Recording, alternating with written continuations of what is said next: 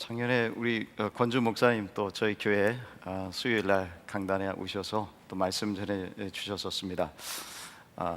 그래서 오늘 부르신 게 아닌가 그런 생각도 들고요. 형제 자매라고 하면서 우리 교회들이 또 같이 이런 연합하고 또 강단 교류도 하고 또 사역이 있을 때마다 함께 협력하는 모습, 저는 참 그것이 하나님 앞에서 아름다운 모습이다 생각합니다. 그래서 기회만 된다면 또 이러한 함께 연합하는 일들 함께 해야 되지 않겠는가 생각합니다. 제가 권준 목사님을 뵌 것은 필라델피아에서 제가 부교역자로 섬길 때 처음 뵀었습니다. 그때 이제 부흥 집회하러 오셨었고, 그리고 나서 또 이보다 더 좋을 수 있다.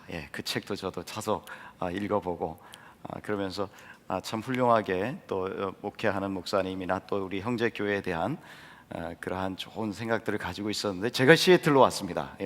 그래서 또 우리 목사님과 가까이에서 함께 교제할 수 있고, 또 이곳에 가끔 들락날락하면서 제가 한 번 와서 여기 탁구 쳤습니다. 이게 월요일 날. 또 이렇게 함께 또 이렇게 섬길 수 있는 기회를 주신 것 감사하고, 오늘 또 말씀으로 섬길 수 있는 기회를 주셔서 또 감사합니다. 오늘은 요한복음 15장 1절에서 20절까지의 말씀을 가지고 말씀 안에 거하는 자의 그런 열매나 축복, 이런 부분에 대해서 함께 살펴보려고 합니다. 우리는 살아가면서 좀 열매가 많았으면 좋겠다. 풍성한 열매, 또 특별히 우리 자녀들을 바라보면서 또 이민 생활 가운데 참 열매 있는 삶, 이런 것이 우리의 기도 제목이기도 합니다. 저도 이제 우리 성도님들에게 이렇게 생일 카드를 써줍니다. 그럴 때 뭘 쓸까? 근데 참 많이 가는 글귀 중에 하나가 이렇게 살아가시면서 선한 열매들이 맺어지시길 바랍니다, 뭐 이런 말을 제가 많이 쓰기도 합니다. 성경에 보니까 열매들을 갈라디아서 5장 22절에서 23절에 보면 사랑, 희락, 화평, 오래 참음, 또 충성, 양선, 온유, 절제, 이런 것들로 또 표현을 하고 있습니다. 고린도전서 13장 13절에 보면 믿음, 소망, 사랑이 있는데 그 중에 제일은 사랑이라. 바로 그런 것을 우리 성경에서는 열매로 우리에게 알려주고 있습니다. 어떤 분이 지나가다가 요술 항아리를 딱 발견했습니다. 이렇게 딱 문지르면은 거기에서 이렇게 지니 같은 사람이 딱 나와가지고 뭘 원하느냐 이렇게 물어보는 거죠. 그래서 요술 램프를 막 비볐더니 그 안에서 아주 신통력을 가진 사람이 딱 나타났습니다. 뭘 원하냐? 딱 내가 한 가지만 들어주겠다.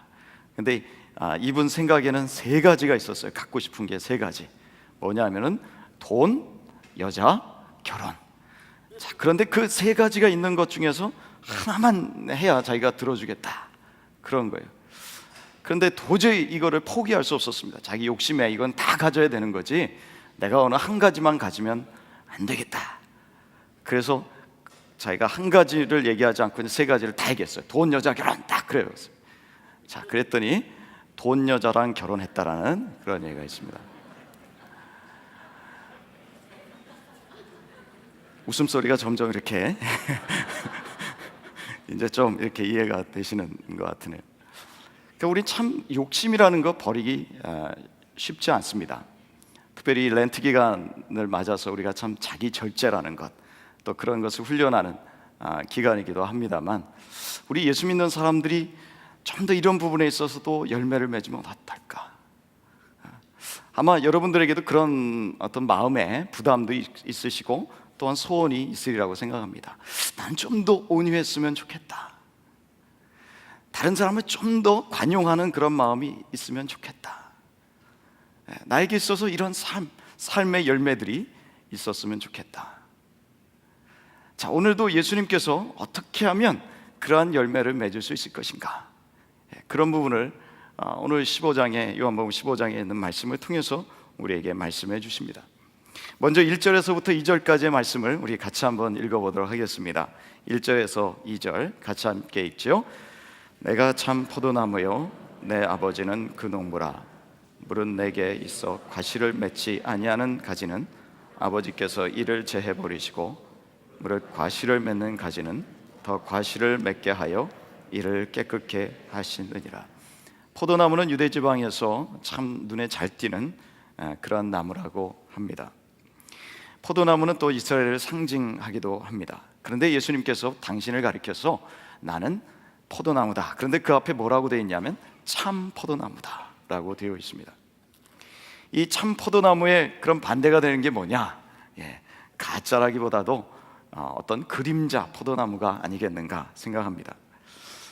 예수님께서 유일하시고 또 참되시고 영원하신 그러한 참 포도나무다라고 말씀하십니다. 그러나 대조적으로 과거의 이스라엘 모든 나무들은 그럼 그림자에 불과한 것이었다라는 의미인데, 그 과거의 포도나무들은 다름 아닌 이스라엘 백성들이었습니다. 우리 잘 아시는 이사야 5장에 보면, 5장 1절에 보면, 또 2절에 보면 극상품 포도나무를 심었다라고 그렇게 기록되어 있습니다. 좋은 포도나무를 심은 거죠. 그래서 좋은 포도 열매가 맺히기를 기대를 했습니다.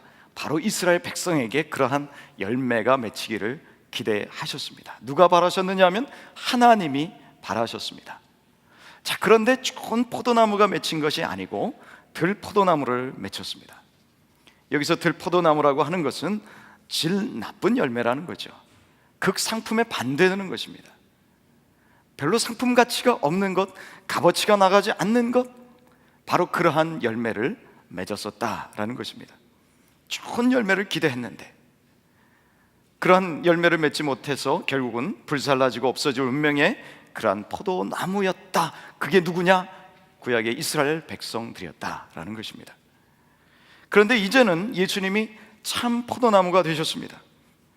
예수님을 우리가 묘사하는 것들을 보면 예수님의 모습이 참 고운풍채도 없고 또 어떻게 보면 박상 늙었고, 갓 30살 넘으셨던 분이 다른 사람들 눈에 볼 때는 너는 50도 안 되었는데 어떻게 네가 아브라함보다 먼저 있었느냐라고 말씀하시는 걸 보면 예수님께서 그만큼 겉늙었다라는 것을 우리가 알 수 있습니다. 고생 많이 하신 거죠. 그래서 주는 연한 풀처럼 자라나셨다. 그게 이사야 53장에 또 기록되어 있습니다. 그렇지만 그런 외모와 달리 하나님께서 그분을 인정하셨습니다. 그분을 보시고 내 사랑하는 아들이다. 그 복음서에 보니까 마태복음엔 2번이나 그러한 기록이 되어 있더라는 것이죠. 이분이야말로 하나님께 열매를 맺어 드리는 바로 그분이다.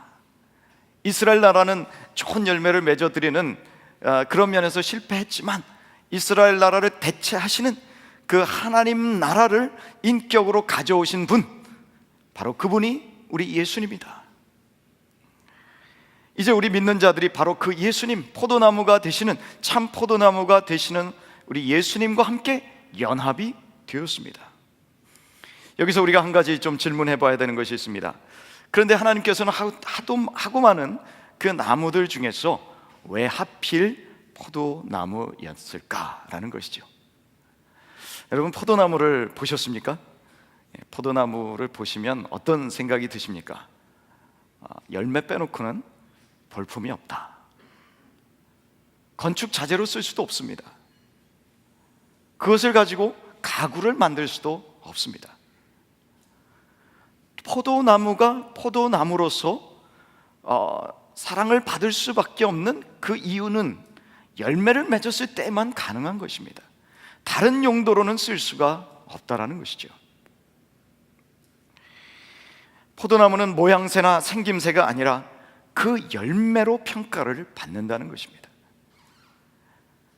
포도나무의 유용성은 오직 열매 외에는 없습니다. 예수님께서 우리 성도들을 포도나무에 비유하신 이유가 바로 여기 있습니다. 우리 성도들을 포도나무로 비유하시면서 포도나무에 달려있는 이 가지들로 비유하시면서 열매를 맺어야 될 당위성을 우리에게 말씀해 주고 있는 부분이라고 생각됩니다. 우리의 삶의 평가는요, 우리의 겉으로 드러나는 삶의 형태로 평가되지 않습니다. 가진 것으로, 훌륭한 자재로 대단한 집을 짓고 돈을 많이 벌고, 또 자녀들도 남들이 알아주는 대학에 나와 그럴듯한 직장에 들어가고, 내가 가진 대단한 학벌과 인맥과 경제적으로 그것을 가지고 오늘 하나님께서 우리를 평가하신다는 것이 아닙니다. 열매를 보십니다. 어떤 열매입니까? 우리 내면에 있는 열매, 성품의 열매, 신앙 인격의 열매, 바로 그것을 보시고 우리를 평가하십니다. 겉으로 드러나는 어떤 소유라든지 또 권력이라든지 명예라든지 인기나 학식, 외모가 아니라 우리 안에서 표출되는 성품, 그래서 성경에서 말하는 성품의 열매로 하나님께서 우리를 평가하신다라는 것입니다. 그러므로 우리 그리스도인들에게 있어서 진짜 중요한 것이 무엇일까? 날마다 신앙인으로서 살아가면서 애써야 될 것이 무엇일까? 그것은요, 외모를 가꾸는 것이 아니라 내면을 가꾸는 것입니다. 우리가 여자분들이 화장을 또 열심히 하시는 분들, 화장하지 말라는 말씀이 아니라 화장을 30분 한다 그러면 성경도 한 30분 읽고 기도도 30분 더 하고 내 내면을 가꾸기 위해서 더 애쓰라는 것이죠. 우리 연세 드신 분들 이렇게 점점 힘이 약해지니까 근육 운동 하시려고 또 LA 피트니스 가서 운동도 하시고 또 등산도 하시고 건강관리를 아주 철저히 하십니다. 자, 그런데 내가 그렇게 건강관리를 하는 만큼 내 영적인 관리는 얼마나 하고 있는가? 내가 참으로 나이가 들어갈수록 내 자녀들이 우리 부모님들을 바라보면서 우리 부모님들은 진짜 인격적인 분이야, 진짜 신앙이 좋은 분이야, 이렇게 연세가 들어가시면서 더 온유해지고 겸손해지고 자식들을 위해서 어떻게든지 희생하려고 하는 분이야라는 말을 듣습니까? 아니면 연세 들어가면서 더 욕심이 많이 생겨서 내가 부모님에게 좀 힘들다라는 얘기를 듣습니까? 우리가 참 어떤 면에서 하나님 앞에 평가를 받아야 되는가? 그렇다면 그 평가를 받기 위해서 나는 어디에 힘을 써야 되는가? 겉으로 드러나는 모습이냐? 아니면 속에 있는 내면이냐? 성품이냐라는 것이죠. 요즘은 참 사람들이 자기를 잘 드러내고자 하는 시대입니다. 그래서 또 페이스북이라든지 이런 어떤 SNS를 통해서 자기를 드러내려고 합니다. 어디 여행을 가도 열심히 사진을 찍습니다. 그 이유가 뭡니까? 전송하려고. 그래서 나 여기 왔어, 또 여기 와서 이렇게 좋은 데서 밥 먹고 있어, 우리 이렇게 좋은 시간 보내고 있어, 실시간으로 다 보내고 중계를 하는 거죠. 내가 이렇게 살고 있어. 내 자신을 그렇게 드러내는, 내가 살아가는 그런 모습들을 드러내는 것보다 더 중요한 게 뭐냐? 내가 주님 앞에서 어떠한 모습으로, 어떠한 인격으로, 어떠한 성품을 가지고 살아가느냐에 우리는 더 시간과 정성을 또 노력을 기울여야 한다라는 것입니다. 겉으로 볼 때는 사람들이 볼 때 별로 가진 것도 없는 사람 같고, 또 소유도 별로 없는 것 같고, 또 별로 인기도 없는 것 같지만, 그러나 하나님이 보실 때 참 저 사람에게는 예수 그리스도의 향기가 나는구나 라는 그러한 평가를 들을 수 있었으면 얼마나 좋겠습니까? 이제 1절 하반부에 보면 내 아버지는 농부다 라고 말씀하십니다. 농부가 포도나무를 손질하시며 재배하시는 분이 아니겠습니까? 그 하나님 아버지가 농부라고 하시는데 그 아버지께서 무엇을 하시는지 2절에 나와 있습니다. 이렇게 손질하시는 이유가 무엇이냐? 돌보시는 이유가 무엇이냐? 열매를 맺게 하시기 위해서입니다. 열매. 그 열매가 꼭 필요하기 때문에, 열매를 보고 싶기 때문에. 우리가 서로 사랑하면요, 사랑하는 사람이 요구하는 걸 해주고 싶습니다. 남편과 아내가 참 서로 사랑하면서 살아오신 분이라면 항상 두 사람의 관심은 누구에게 가 있냐면 배우자에게 관심이 가 있습니다. 내가 내 남편에게 혹은 내 아내에게 어떻게 해야 내가 좀 더 섬겨질 수 있을까? 내가 남편을 어떻게 하면 좀 더 도와줄 수 있을까? 사랑하는 사람에게 초점이 맞춰지는 거죠. 우리가 자녀를 사랑하기 때문에 내가 자녀를 위해서 무엇을 해줄까 관심을 갖는 것입니다. 우리가 하나님을 사랑한다면 하나님께서 원하시는 것이 무엇일까요? 우리 초점이 맞춰지게 되는 거죠. 하나님이 원하시는 게 뭡니까? 열매라는 것입니다.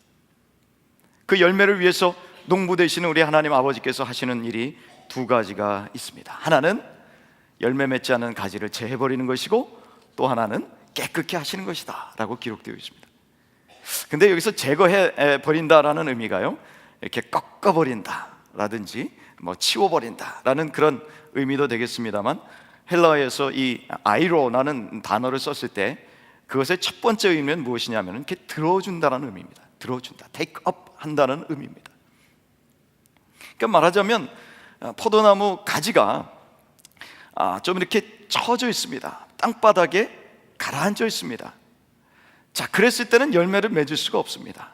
그럴 때 어떻게 합니까? 그 가지를 들어주는 것이죠. 들어줌으로써 햇빛도 받고 또 그러면서 열매를 잘 맺을 수 있도록 만들어주는 것.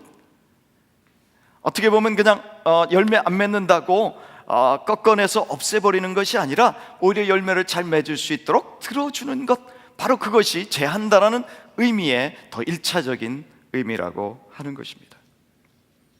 자, 그 다음에 하는 것이 무엇이냐? 열매 맺는 나무일진데, 그러나 더 열매를 잘 맺을 수 있도록 깨끗하게 해주는 것입니다. 가지도 쳐주고 또 이렇게 잘 맺을 수 있도록 순도 잘라주는 그런 역할들을 하는 것, 바로 그것이 깨끗하게 해주는 것이다 라는 것입니다. 저와 여러분이 오늘 하나님 앞에서 더 많은 열매를 맺기 위해서 어떻게 해야 되겠습니까? 먼저 농부이신 우리 하나님 아버지께서 들어 올리신 것처럼, 열매를 맺을 수 있도록 가지를 땅에서 들어 올리신 것처럼 우리는 먼저 하나님 앞에 더 가까이 나아가야 한다는 것입니다. 포도나무가 땅에 처박혀 있으면 열매를 맺을 수 없습니다. 예수님이 우리 보고 너희는 감자줄기라고 말씀하지 않았습니다. 고구마라고 말씀하지 않았습니다.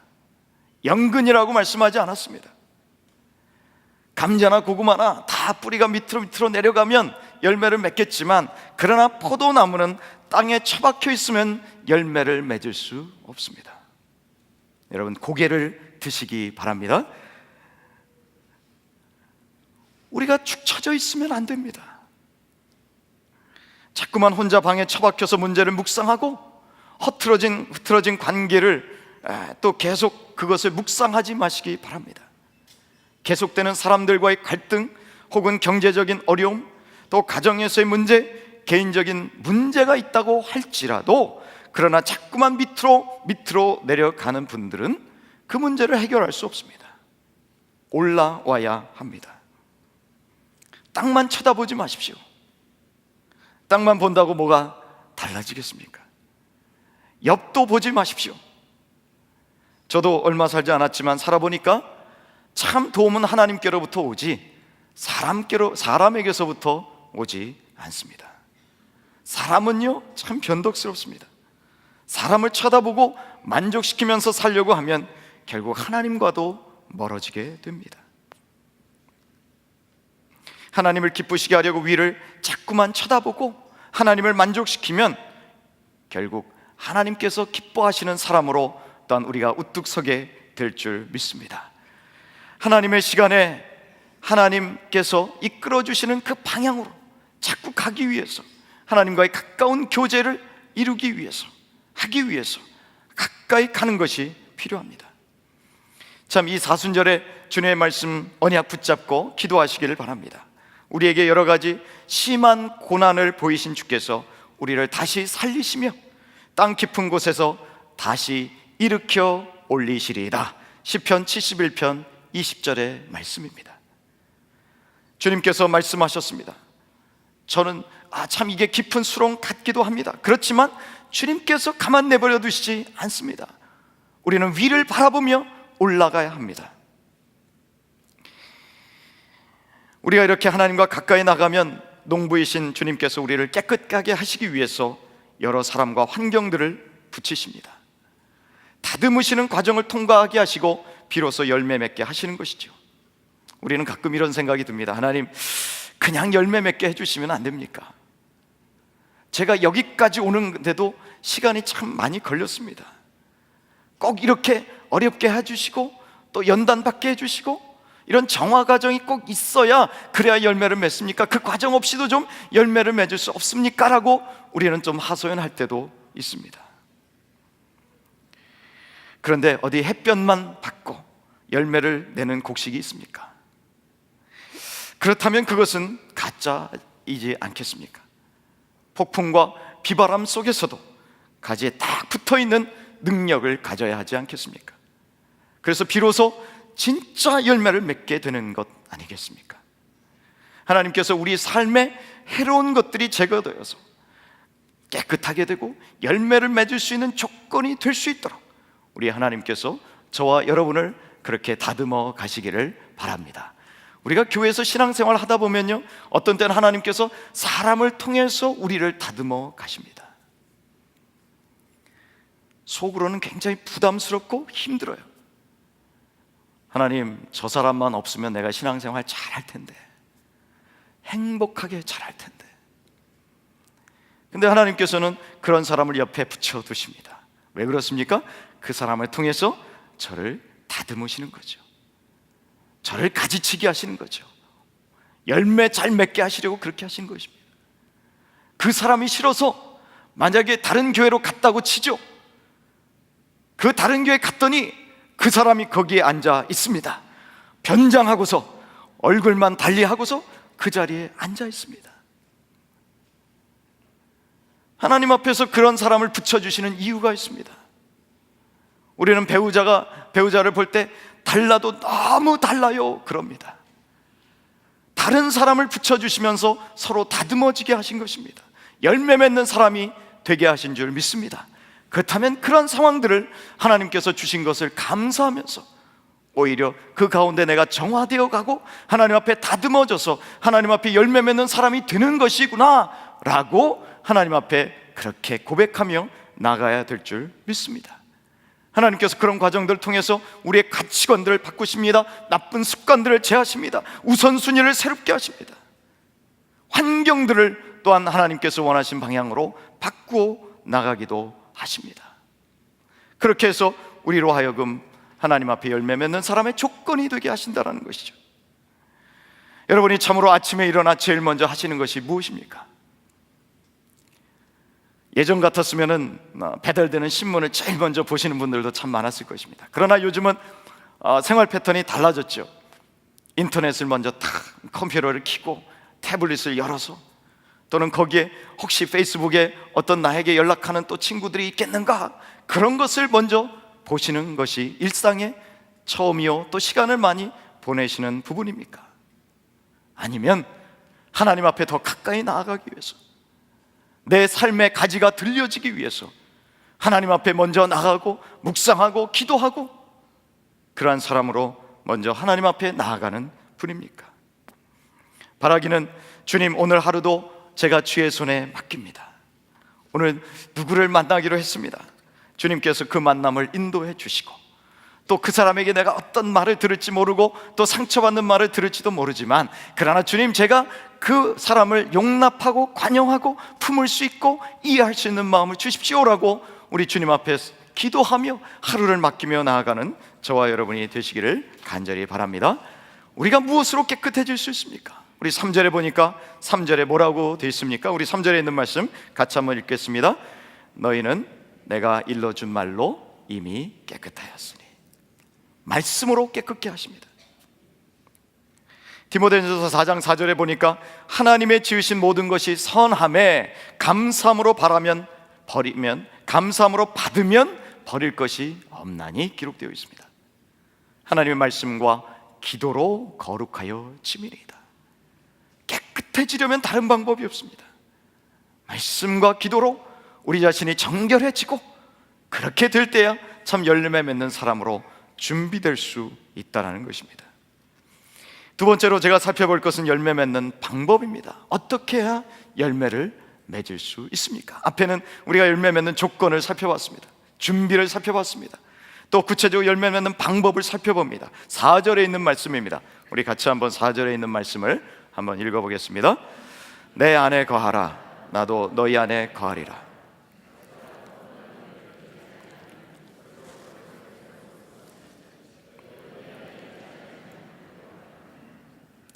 내 안에 거하라, 나도 너희 안에 거하리라 라는 해석보다는 저는 이 해석을 좋아합니다. 내 안에 거하라, 내가 너희 안에 거하는 것처럼.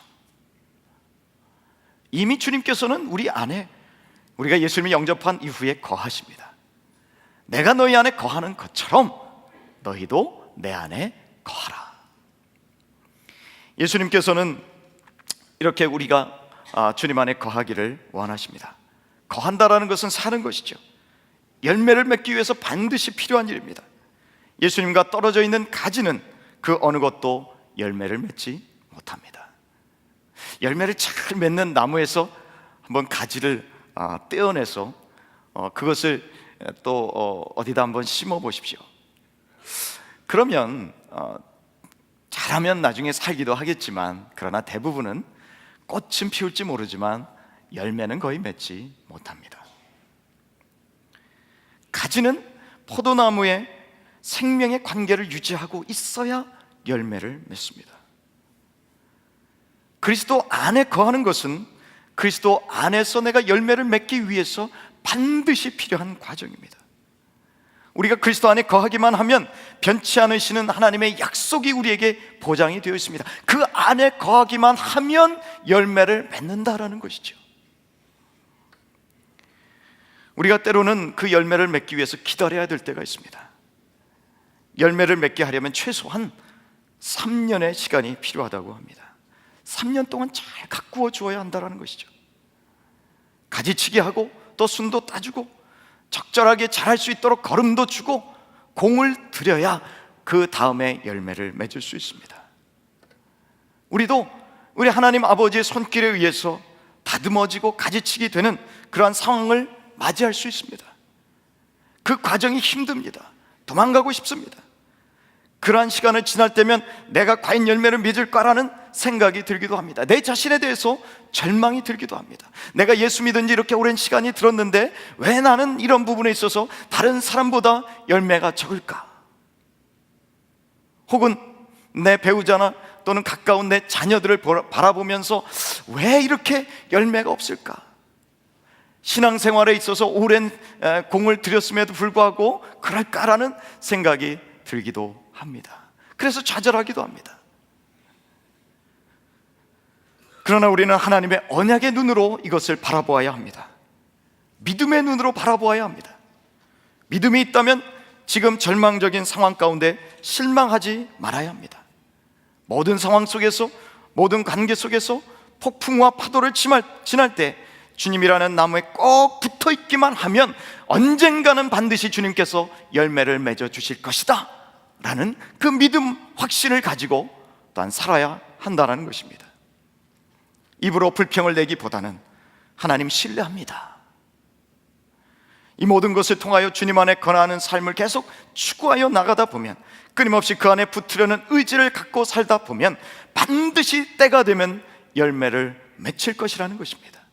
우리가 우물에 가서 숭늉을 찾을 수 없습니다. 열매를 기도해야 한다면 우리는 기도하면서 또 계속 주님 안에 붙어 있으려는 노력을 하면서 인내하고 또 하나님의 말씀을 신뢰하며 나아가야 된다는 것입니다. 결과는 그분에게 달려있기 때문입니다. 5절에도 보십시오. 5절 또 같이 한번 읽겠습니다. 나는 포도나무요 너희는 가지니 저가 내 안에 내가 저 안에 있으면 이 사람은 과실을 많이 맺나니 나를 떠나서는 너희가 아무것도 할 수 없습니다. 재차 강조하시는 것이 무엇이냐면 우리가 주님과 연합한 가운데 있다면 열매를 맺되 많은 열매를 맺을 수 있다는 것입니다. 예수님 없이는 아무 열매를 맺을 수 없습니다. 우리 중에 누가 열매 많이 맺고 싶지 않은 사람이 누가 있겠습니까? 그러나 열매를 맺고 싶다고 하면서도 자기 마음대로 계획한다면, 우리 주님과 아무 상관없이 일을 추진한다면, 주님께서 나와 함께 거하시는데 주님께서 한마디 상의도 없이 내가 덜컥 결정하고 추진해 나간다면 우리는 주님 안에 있는 삶이 아니라는 것이죠. 오히려 주님과 상관없는 삶을 살면서 우리 열매를 주십시오라고 말할 때가 얼마나 많이 있습니까? 우리 자녀들을 한번 보십시오. 우리 자녀들도 내 생각, 내 욕심, 내 야망, 그것을 위해서 자녀들에 대해서 열심을 내고 또 헌신합니다. 그러나 정작 우리 자녀들 놓고서 하나님이여, 이 자녀를 내가 어떻게 키워야 되겠습니까? 한 학년 올라갈 때마다 주님, 내가 이 자녀를 위해서 어떤 식으로 이 아이를 도와야 되겠습니까? 라고 기도하십니까? 그러면서 결정하면서 이 아이의 장래를 하나님 앞에 놓고 기도하면서 결정해 나가십니까? 그렇다면 그것은 주님의 안에 있는 삶인 줄 믿습니다. 그렇다면 반드시 우리 자녀들에게 풍성한 열매가 맺히겠지요. 그러나 그렇지 않다면 우리는 주님 앞에 가서 상을 기대하기가 힘들 것이요, 열매를 기대하기가 힘들다라는 것입니다. 우리가 하나님께서 원하시는 열매를 맺기 위해서는 주님 안에 거하려고 더욱 말씀 안에 들어갈 것이며 더욱 무릎 꿇어 기도해야 될 것입니다. 만일 이렇게 주님과의 친밀한 교제 가운데서 모든 일들을 행하지 않고 자기 마음대로 하는데 일이 잘 풀리십니까? 저는 그거는 위험한 신호라고 생각합니다. 하나님과 아무런 상의도 없이, 친밀한 교제 없이, 하나님 말씀을 듣지도 않고 해나가는데 일들이 잘 풀리세요? 여러분, 그것만큼 위험한 신호가 없습니다. 오히려 실패하게 하는 게 우리에게 더 유익입니다. 그래서 깨닫게 하는 게 더 유익입니다. 10중 8구 잘 되어 나가면, 내가 이렇게 나가면 하나님 뜻대로 하는 거구나라고 우리는 착각을 한다는 것이죠. 15장 6절의 말씀을 같이 보겠습니다. 15장 6절에 같이 읽겠습니다. 사람이 내 안에 거하지 아니하면 가지처럼 밖에 버리워 말라지나니 사람들이 이것을 모아다가 불에 던져 사르느니라. 주님 안에 거하는 삶이 아닐 때는 결국 말라져서 불에 태워지는 운명에 처할 수밖에 없다는 것입니다. 여기에서 이렇게 말라지고 불에 태워진다라고 했을 때 우리가 심판을 받는다라고 생각을 합니다. 그런데 여러분, 우리가 구원받은 우리가 구원을 받지 못하고 지옥불에 떨어진다라는 그런 의미는 아닙니다. 우리가 맺는 그런 열매들이 하나님 앞에 갔을 때 아무 소용이 없다는 것이죠. 이 공력이 나타나려면 불로 한번 태워져 버려야 됩니다. 그래야 금과 같은 좀 살아남을 수 있는 공력, 우리가 행실들이 살아남을 텐데, 그렇지 못할 때는 그것이 타버리고 우리 주님 앞에서 부끄러움을 당할 수밖에 없다는 것입니다. 이것은 참 우리에게 수치스러운 모습입니다. 바람직하지 않은 모습입니다. 여기서 주님은 주 안에 거한다는 말의 의미를 다시 풀어서 설명해 주십니다. 자, 7절의 말씀입니다. 주 안에 거한다는 말의 의미가 무엇일까요? 같이 한번 읽겠습니다. 너희가 내 안에 거하고 내 말이 너희 안에 거하면 무엇이든지 원하는 대로 구하라. 그리하면 이루리라. 주 안에 거한다는 말씀을 주님의 말씀을 지키는 자다라는 것으로 분명히 풀어서 말씀해 주십니다. 말씀 안에 거하는 삶이다. 오직 말씀. 이번 40일 사순절 기간 동안은 그것으로 정하셨습니다만, 말씀 안에 거하는 것이 바로 주님 안에 거하는 삶이다. 우리가 주님과 친밀한 교제를 원한다면 그분의 말씀을 존중하지 않는 삶은 상상할 수도 없습니다. 반드시 그분의 교훈을 순종해야 합니다. 만약 우리가 그분의 말씀을 존중하지 않으면서 또 그리스도께서 우리를 존중해 주실 것으로 여긴다면 우리는 참 엉뚱한 생각을 하고 있는 것입니다. 그의 말씀을 알고 믿고 묵상하는 것과 삶으로 살아내는 것은 따로따로가 아닙니다. 따로따로라면 우리는 교만하게 될 것이고 또 남을 정죄하는 도기가 될 것입니다. 주님의 사랑하는 마음을 삶으로 나타내야 합니다. 우리가 그분의 말씀으로 충만한 것, 그분 안에서 거하는 삶입니다. 성경 말씀 안에 거하는 삶이 주 안에 거하는 삶입니다. 성경 말씀을 통해서 살아야 됩니다. 내가 지금 계획하고 있는 것, 추구하고 있는 것, 행동하고 있는 것, 내 입에 담고 있는 것, 내 귀에 들리는 말이 정말 하나님의 말씀에 비추어 볼 때 합당한 것인가 아닌가를 날마다 그 말씀을 통해서 비추어 보는 삶이 되어야 한다라는 말씀입니다. 그래서 내 삶을 조정하는 거죠. 자꾸 고쳐나가는 것입니다. 이것을 계속하여 연습하다 보면 나는 죽고 내 안에 계신 성령께서 살아 역사하실 줄 믿습니다. 그래서 결국 어떻게 되느냐 하면 내가 품은 뜻 주의 뜻같이 되게 하여 주옵소서. 내가 품은 뜻이 주의 품은 뜻같이 되는 것입니다. 요한복음 17장 22절에 보니까 주님께서 제자들을 위해서 기도하시는 장면이 나오는데 우리 주님 뭐라고 말씀하십니까? 아버지와 내가 하나가 된 것처럼 주님께서 주신 자들도 우리와 하나가 되게 해 주옵소서. 하나가 되게 해달라는 말 의미가 무엇입니까? 같은 성품을 가지고 같은 뜻을 품고 같은 말씀의 의미를 깨닫고 그 말씀대로 살아가게 해 주옵소서. 하나님의 뜻대로만 살아가게 해 주옵소서. 예수님 당신이 이 땅에 내려오셔서 하나님의 말씀에 철저히 순종하며 살아가셨던 것처럼 그 말씀 안에 살아가게 하여 주옵소서. 주님의 비유 중에서 우리로 하여금 바짝 정신을 들게 하는 말씀이 있습니다. 마태복음 7장에 보면은 그런 말씀이 있습니다.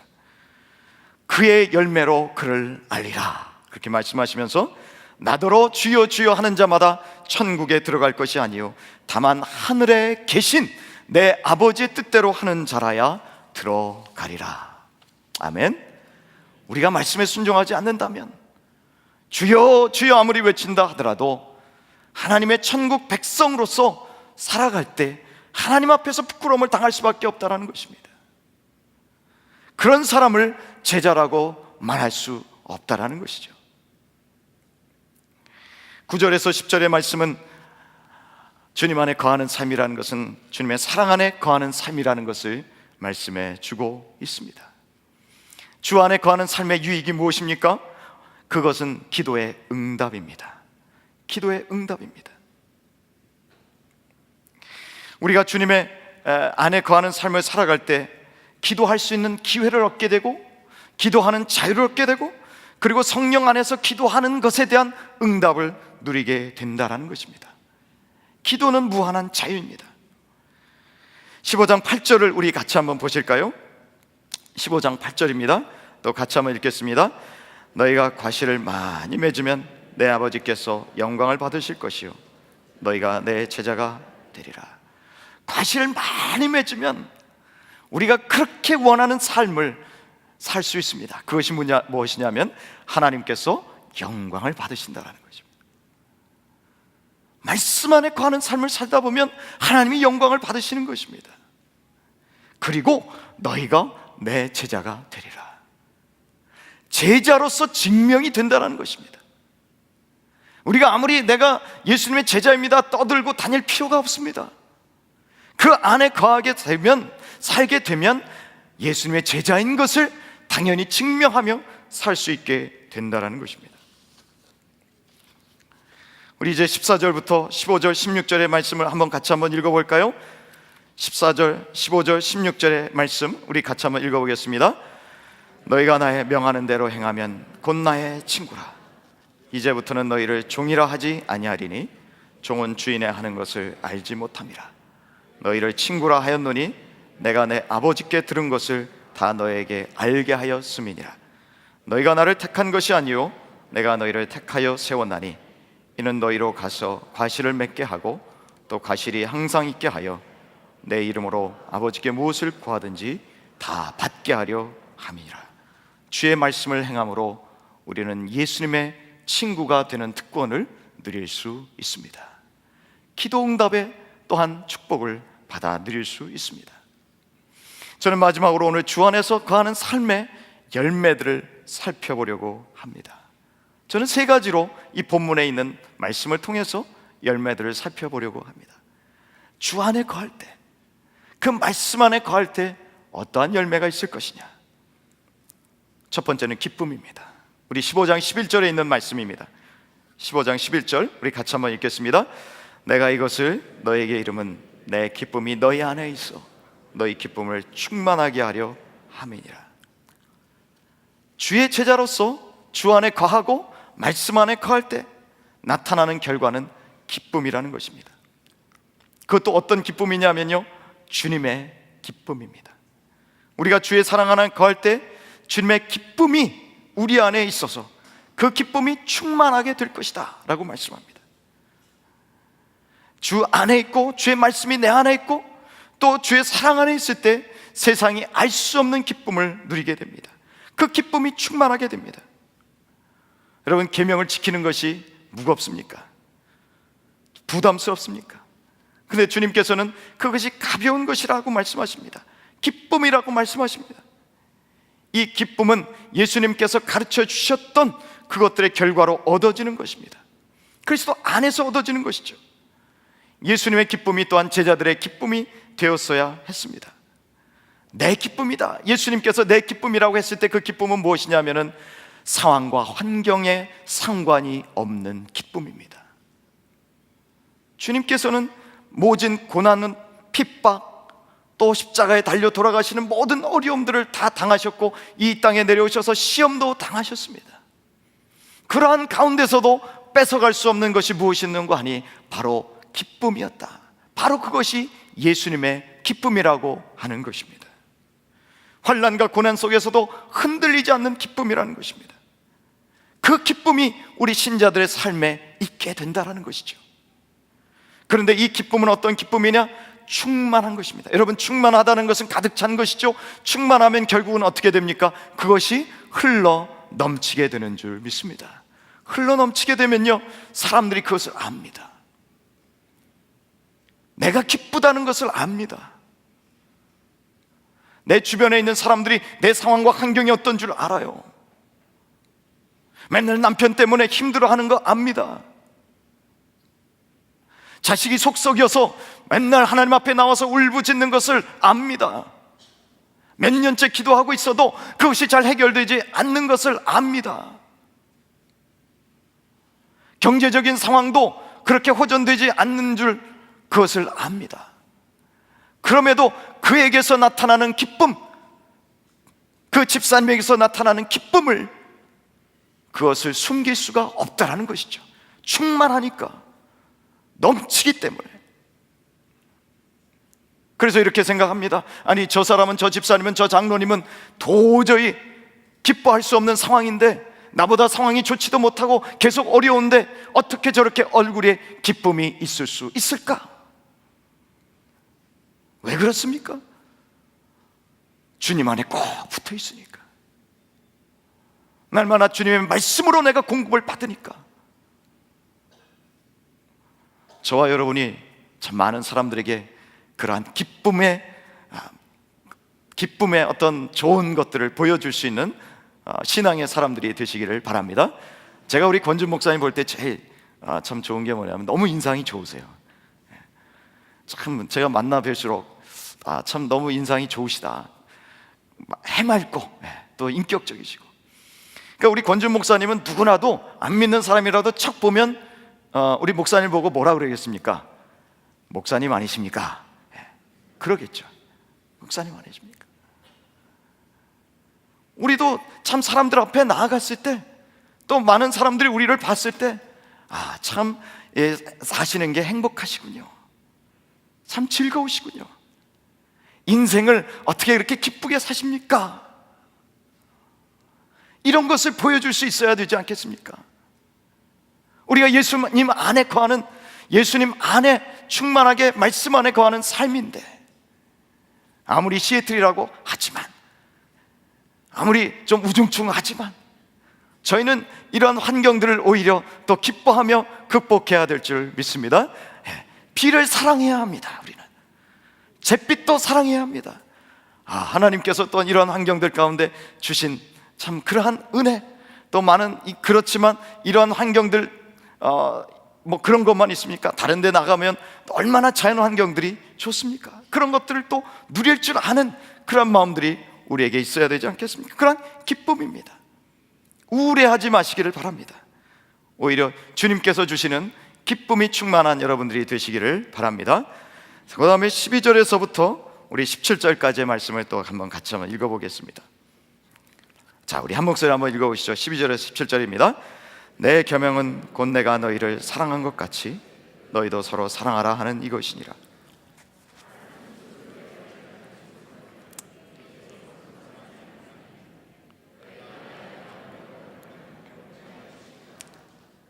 이제부터는 너희를 종이라 하지 아니하리니 종은 주인의 하는 것을 알지 못함이라. 너희를 친구라 하였노니 내가 내 아버지께 들은 것을 다 너희에게 알게 하였음이니라. 너희가 나를 택한 것이 아니요 내가 너희를 택하여 세웠나니 이는 너희로 가서 과실을 맺게 하고 또 너희 과실이 항상 있게 하여 내 이름으로 아버지께 무엇을 구하든지 다 받게 하려 함이니라. 내가 이것을 너희에게 명함은 너희로 사랑하게 하려 함이니라. 주 안에 거하는, 또 주의 말씀 안에 사는 저희들에게 주님께서 원하시는 열매는 사랑입니다. 우리 주님께서 우리를 뭐라고 부르셨냐면 친구다라고 부르셨습니다. 너와 내가 함께 우정을 나눠보자. 그런데 주님께서 우리를 친구라 부르시면서 어떤 친구의 모습으로 우리에게 다가오셨는고 하니 당신의 목숨을 내어주면서까지 우리를 사랑하시는 친구로 다가오셨습니다. 우리 성도님들 중에 목숨까지라도 내놓을 수 있는 그런 친구가 계십니까? 우리 흔히 부부를 가리켜서 그런 소개를 하는 걸 많이 듣습니다. 우리 어르신들 또 결혼생활 오래 하신 분들은 배우자를 소개할 때 저의 베스트 프렌드입니다. 그럴 때 참 얼마나 보기 좋은지 모릅니다. 진짜 베스트 프렌드가 있으십니까? 목숨마저 내놓을 수 있는 친구, 혹은 내 신장마저도 빼어 놓을 수 있는 그러한 친구가 있다면 참 행복하신 분입니다. 그러나 없다고 해도 걱정하지 마십시오. 왜냐하면 예수님이 우리의 가장 베스트 프렌드가 되시기 때문입니다. 그분은 이미 당신의 목숨을 내어주면서 우리의 가장 좋은 친구라는 것을 증명해 보여주셨습니다. 그분이 계십니다. 주님은 그렇게 우리들을 대하신 것입니다. 제자들을 대하십니다. 우리는 자격이 없는데도 주님께서 그러한 우리의 친구가 되어주시겠다고, 내가 요청하지 않았는데도, 요청할 자격이 없는데도 그렇게 친구가 되어주셨습니다. 그 친구가 되어주신 주님께서 우리에게 요구하시는 열매가 무엇입니까? 내가 사랑한 것처럼 사랑하라는 거죠.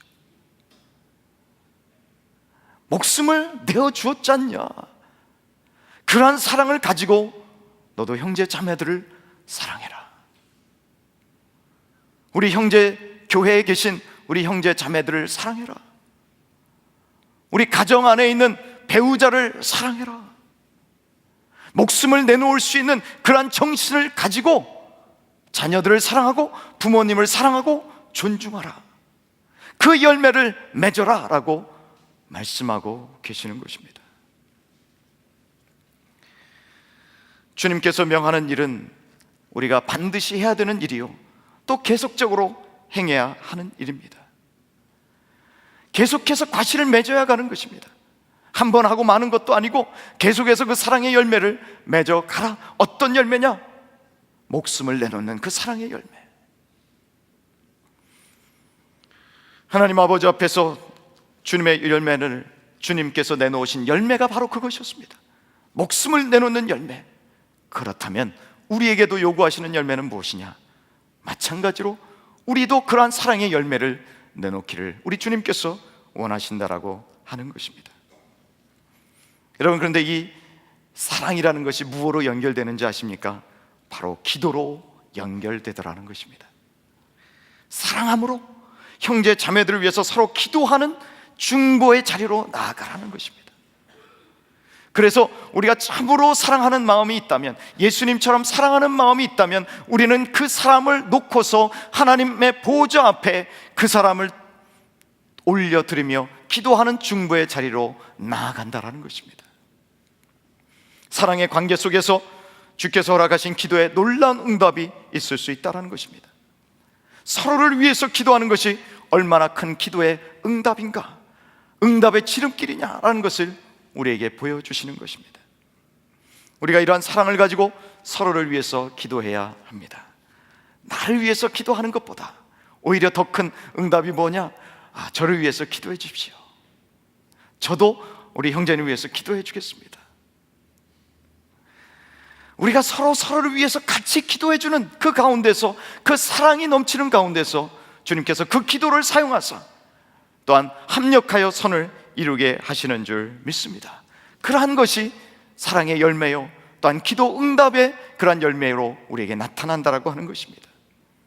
마지막으로 세 번째 열매는 세상의 미움입니다. 우리 18절에서부터 20절까지의 말씀을 우리 같이 한번 읽어보도록 하겠습니다. 18절에서 20절입니다. 세상이 너희를 미워하면 너희보다 먼저 나를 미워한 줄 알라. 너희가 세상에 속하였으면 세상이 자기의 것을 사랑할 터이나 너희는 세상에 속한 자가 아니요 도리어 세상에서 나의 택함을 입은 자인 거로 세상이 너희를 미워하느니라. 내가 너희더러 종이 주인보다 더 크지 못하다 한 말을 기억하라. 사람들이 나를 핍박하였은즉 너희도 핍박할 터이요 내 말을 지켰은즉 너희 말도 지킬 터이라. 우리가 주님 앞에서 맺어야 될 또 다른 열매는 바로 이것입니다. 세상의 미움입니다. 다시 말하면 제자들이 치러야 했던 불이익, 대가, 이러한 것들도 우리가 이 땅에 살아가면서 치러야 한다. 그것이 바로 너희들이 주 안에 있으면서 또한 맺어야 될 열매다라고 말씀해 주십니다. 제자들은, 우리 신자들은 이 세상에 속한 사람들이 아닙니다. 세상이라 함은 이 세상의 가치관대로 살아가는 사람이 아니라는 것입니다. 이 세상의 정신체계에 우리가 속해서 살아가는 사람, 그대로 따라가는 사람이 아니라는 것입니다. 세상 사람들의 가치관을 추종하면서 살아가는 사람들이 아니라는 것입니다. 그들의 문화에 우리는 반하면서 사는 사람들입니다.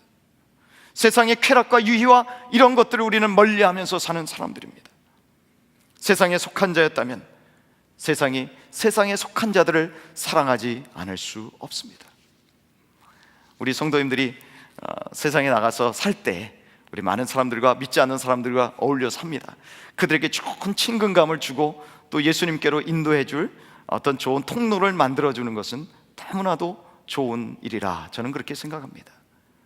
그런데 세상 사람들이 볼 때 너나 우리나 저나 전혀 다른 것이 없다 라고 그들이 생각한다면 뭔가 그것은 심각한 것입니다. 사랑을 하되 그러나 달라야 합니다. 그들을 품을 줄 알고 기도할 줄 알되 그러나 이 세상에 사는 우리들과 다르다는 것은 분명히 보여줄 줄 알아야 합니다. 그 열매가 우리에게 있느냐라는 것이죠. 세상은 자기에게 속하지 않았기 때문에 미워합니다. 다른 체험을 가지고 있고 세상 사람들과 다른 충성을 하고 있고 다른 목표를 가지고 있습니다. 그러므로 세상이 예수님을 미워했던 것과 마찬가지로 예수 안에 있는 사람들도 또한 미워합니다. 우리 성도들도 주님 앞에 선택받고 부름을 받은 자들입니다. 세상에 속한 자들이 아닙니다. 그런데 세상 사람들이 미워할 때에 우리는 그것을 당연하게 여기며 또한 기뻐해야 될 줄 믿습니다.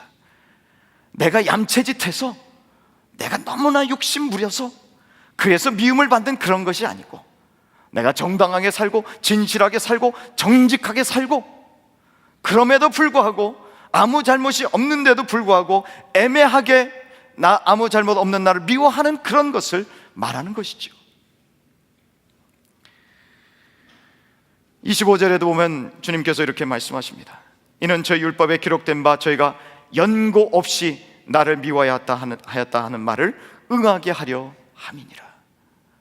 아무 연고 없이 미워하는 그러한 것을 가리키는 것입니다. 까닭 없이 미워하는 것을 가리키는 것입니다. 우리가 이렇게 부당한 대우를 받을 때 주님께서 모른 채 하시겠습니까? 절대 그러실 수 없습니다. 하나님께서 아들을 대적했고 아들과 연합되었다는 이유로 미워한 사람들을 반드시 심판할 것입니다. 그러나 예수님처럼 핍박받고 조롱받았던 사람들, 결국에는 주님께서 그 모든 환난과 어려움들 또한 눈물을 씻기시고 또한 영접해 주실 줄 믿습니다. 우리가 이 시간에 또한 그러한 주님을 바라보며 또한 세상 사람들에게 미움을 받더라도 이것이 또한 주님 안에 거하는 자의 열매구나, 오히려 기뻐하면서 그대로 살아가시는 저와 여러분이 되시기를 바랍니다. 말씀을 맺겠습니다. 우리 하나님 아버지께서는요, 우리가 열매를 맺기를 원하십니다.